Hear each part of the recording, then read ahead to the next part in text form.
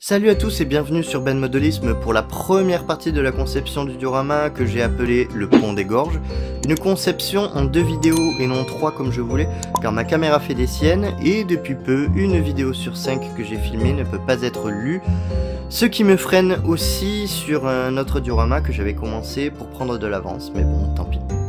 Donc je commencerai sur la conception du pont en polystyrène extrudé et pâte à modeler avec sa peinture, les plantes grimpantes, le chemin de terre qui passe dessus et etc. J'ai failli oublier aussi la découpe du socle. Donc ce sera la première partie et pour la deuxième partie je ferai le décor autour du pont, à savoir la falaise, les reliefs, la rivière, la végétation et etc. Puis mes problèmes de caméra sont arrivés au moment de la construction de la box, donc on la survolera ainsi que la peinture du décor et les lecs. Mais de toute façon on reverra régulièrement ce genre de tâches, donc aucun souci. J'en profite de vous rappeler de commenter, liker, partager, abonnez-vous à la chaîne et en avant pour la partie 1. Tout d'abord, pour pouvoir tailler la forme de mon pont dans du polystyrène extrudé, je vais avoir besoin d'une forme de pochoir que je réalise en carton de 2 mm d'épaisseur. On peut utiliser les cartons de calendrier d'ailleurs. Je vous laisse le plan et soyez attentifs au plan car en cours de route, j'ai modifié la hauteur entre le sommet de l'arche et le sommet du pont, car on passera de 2 cm à 1,5, mais vous allez voir. L'avantage de ce pochoir, c'est qu'on réalise l'étude et la conception quasiment en même temps, et donc on gagne du temps sans perdre en qualité.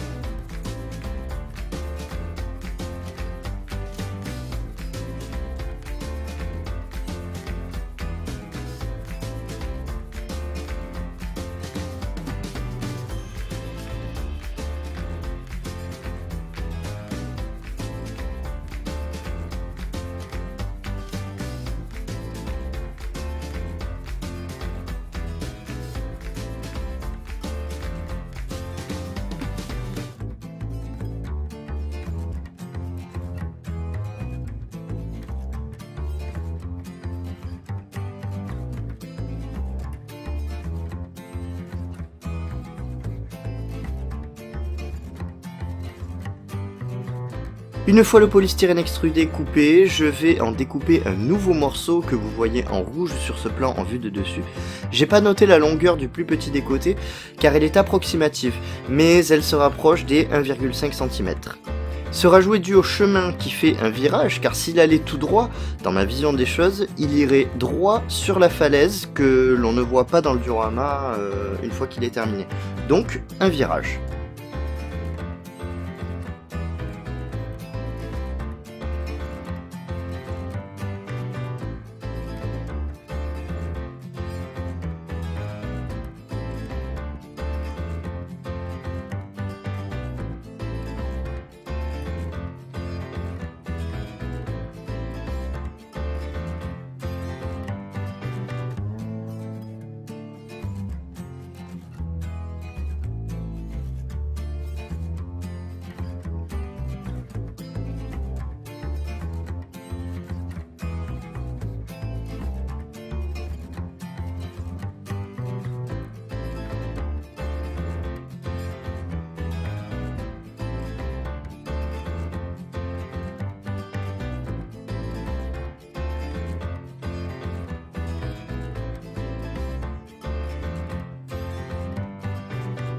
Alors là, je coupe le polystyrène avec de la colle Niclou-Nivis.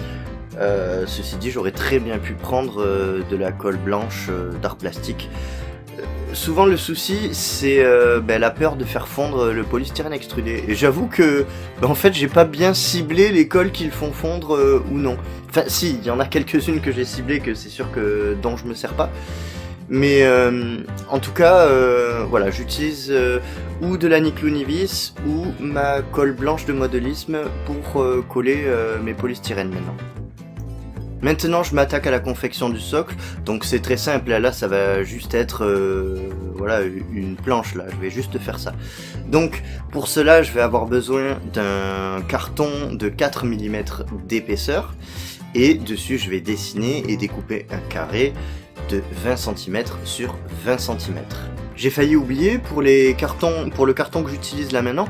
C'est un carton donc que j'ai acheté chez Dalb. C'est sur le même principe que les cartons de calendrier, sauf que là du coup c'est 4 mm d'épaisseur au lieu de 2 mm d'épaisseur. Voilà, donc si vous voulez en trouver, pour le moment le seul endroit où j'en ai trouvé, mais il doit y avoir plein d'endroits, en tout cas moi dans mon cas, je l'ai trouvé chez Dalb.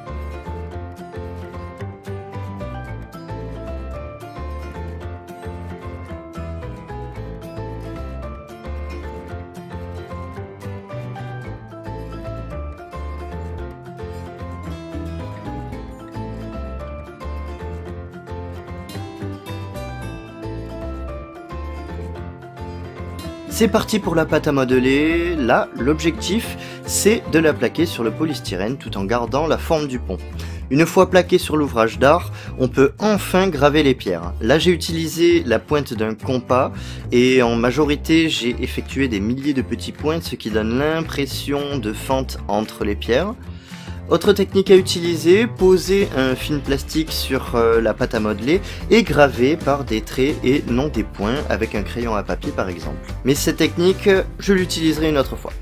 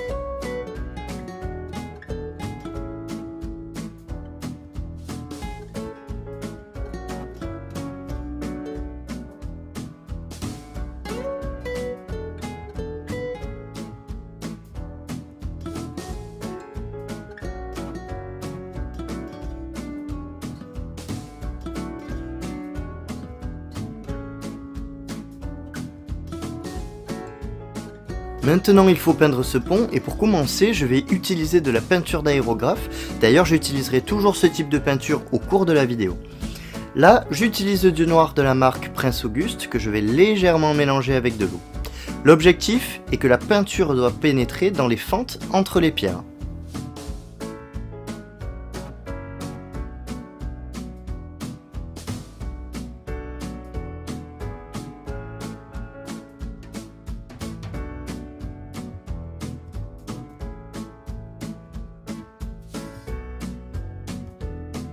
Je mélange ensuite du blanc avec le noir que j'ai déjà utilisé pour faire un gris qui ne sera pas homogène. Je l'appliquerai de façon à ce que la peinture ne pénètre pas dans les fentes. Pour cela, il ne faut pas en mettre trop sur le pinceau et il ne faut pas non plus rajouter d'eau.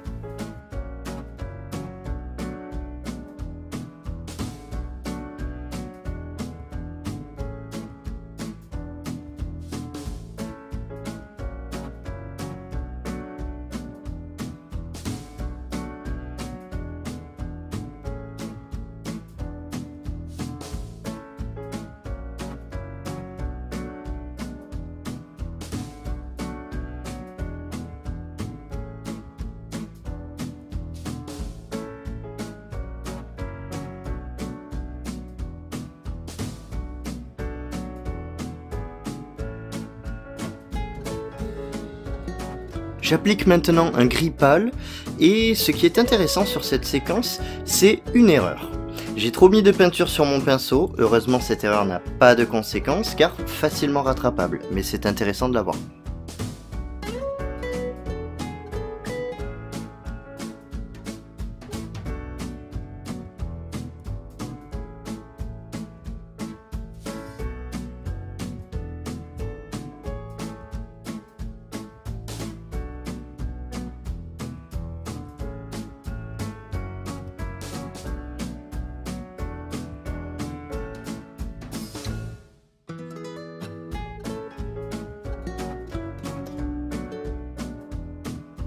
Maintenant presque à sec, je rajoute du marron liège.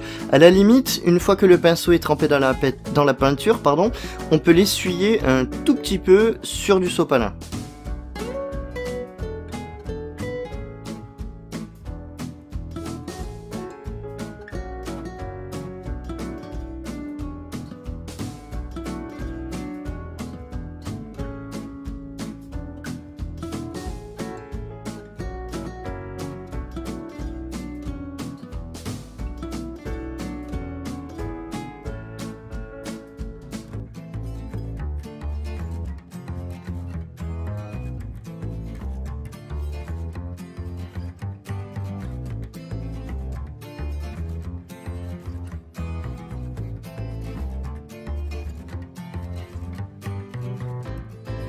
Ensuite je mets du blanc presque un peu moins à sec que le marron. On ne le voit pas sur la vidéo, sûrement à cause de la lumière, mais il y a de légères nuances entre chaque couleur. C'est pour ça que j'ai fait comme ça. Mais c'est vrai que sur la vidéo on dirait que ça sert à rien ce que j'ai fait précédemment parce que le blanc étouffe tout. Mais bon, c'est pas grave.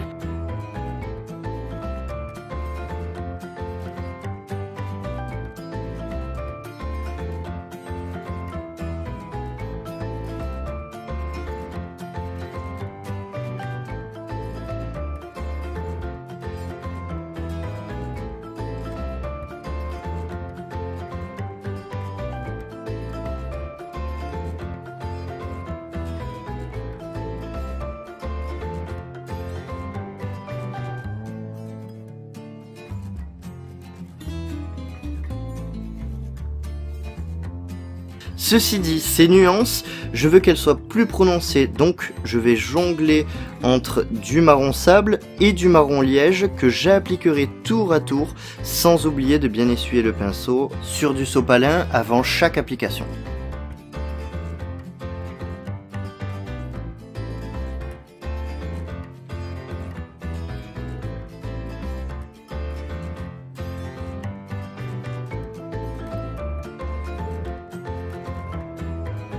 C'est parti pour les plantes grimpantes que je place sur les murs de mon pont. J'ai choisi cette option car cet ouvrage d'art est très vieux et donc pas entretenu. Il sert surtout pour les bergers et les randonneurs. D'ailleurs on voit bien qu'il n'y a pas de route goudronnée par-dessus. Et pour réaliser ces plantes, je prends ma colle d'herbe Nock que j'applique là où les plantes poussent.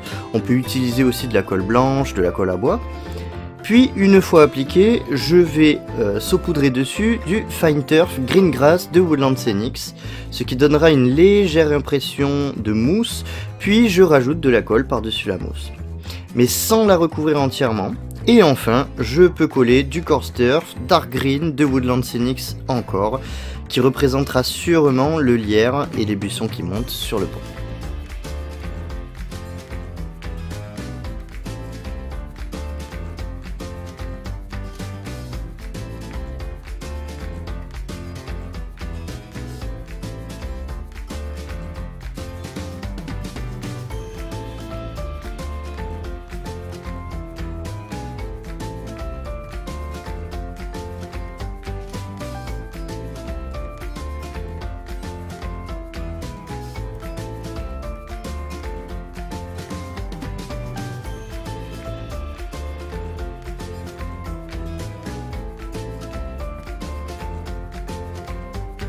Allez, je passe au chemin et pour cela je peins directement le haut du pont en marron clair de la marque Valero Model R, dont je me sers avec mon aérographe.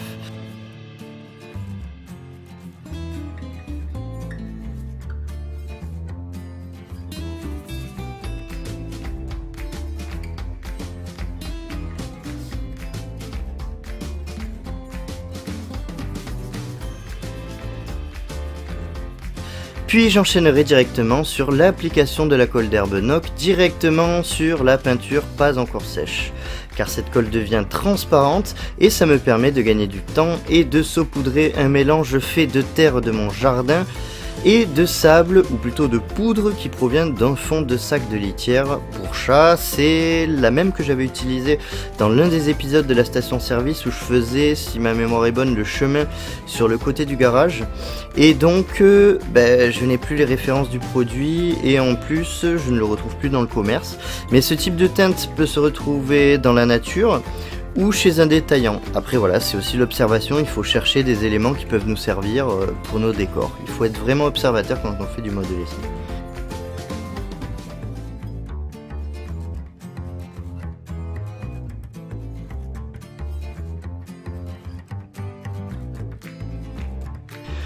Ensuite, je vaporise de l'alcool isopropylique sur la terre pour permettre à la colle de bien pénétrer entre les grains. Puis j'applique goutte par goutte ma colle pour ballast Nock. Alors, ce type de colle, il faudrait vraiment que je vous montre comment la faire, mais j'avoue que je suis un petit peu feignant sur ce sujet, mais bon. Un jour, je vous montrerai. Après, il y a beaucoup de tutoriels aussi sur YouTube qui vous le montrent.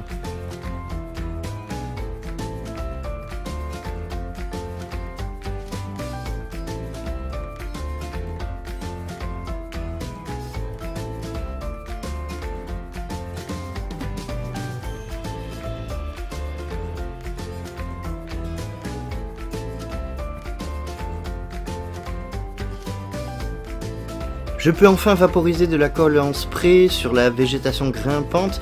Je ne l'ai pas fait plus tôt, par crainte que de la terre du chemin tombe sur les parois et la végétation et surtout reste collée.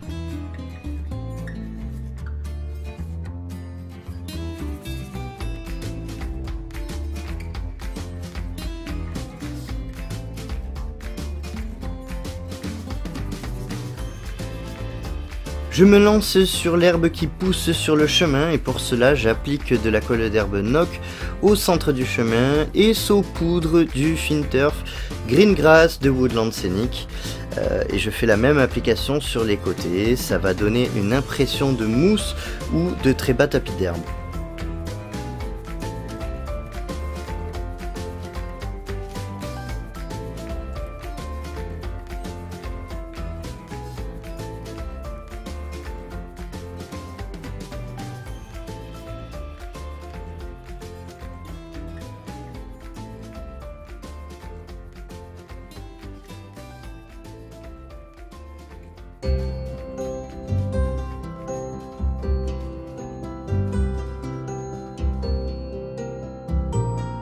Ensuite à l'œil je mélange de la colle d'herbe Nock avec de l'eau pour avoir une consistance liquide comme ma colle à ballast en fait. Je mets de la static grass Light Green de Woodland Scenic dans mon Grassmaster. Là je teste le nouveau Bifloc et c'est un bonheur car pour moi il surclasse tous les Grassmaster du marché, ça c'est clair. En tout cas c'est mon avis personnel. Ensuite je fais pénétrer la colle dans le fin turf et je peux appliquer mon herbe statique qui, j'avais oublié, fait 2 mm de hauteur.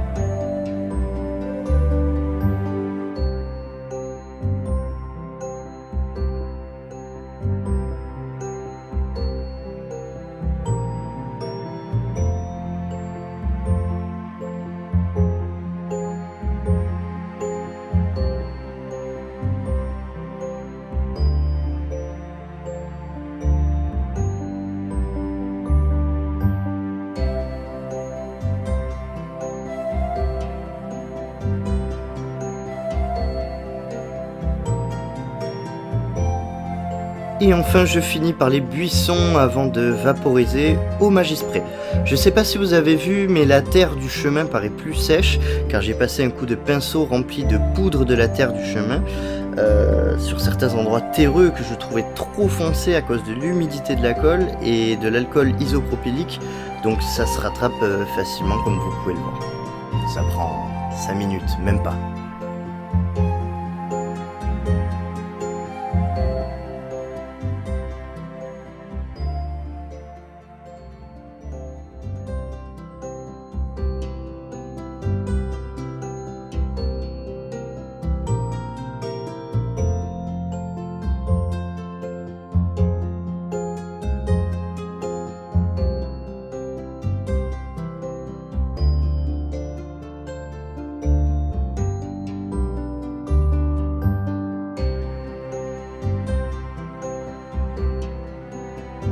Et voilà pour aujourd'hui, j'espère que cette vidéo vous a plu et pourra vous servir.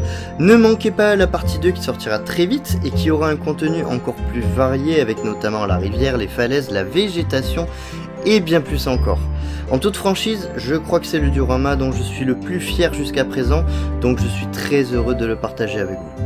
Quoi qu'il en soit, commentez, likez, partagez et abonnez-vous à la chaîne, ça ne peut que m'aider à vous proposer plus de contenu et de monter en qualité. Quant à moi, je vous donne rendez-vous pour la partie 2. Ciao!